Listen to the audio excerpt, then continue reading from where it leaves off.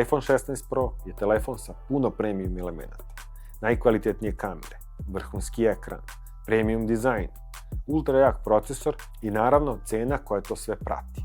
Apple ima dugo politiku proizvodnje samo premium uređaja, koji prekine svakih par godina sa SE verzijama ili sada sa iPhoneom 16e i proizvede budžet model koji je i dalje skuplji od nekih flagshipa. Mislim da bi trebali uvesti kao stalnu praksu da u seriju premium modela izbace i pravu budžet verziju. Ali ne model koji je dosta slabiji sa malo manjom cenom da bi skuplji model izgledao kao bolja ponuda, već da proizvedu model koji je stvarno oslabljen, ali i stvarno povoljniji od flagship verzija. Stvar koja mi se veoma svidela, međutim samo kao ideja, nije vezana za telefon, već za ceo operativni sistem, a to je nedostatak izbora. Znaš što tačno mislim?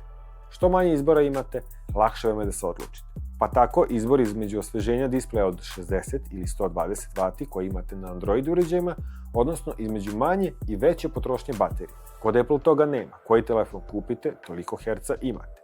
Nemate vi šta u podešavanjima menjati kako vam više odgovara.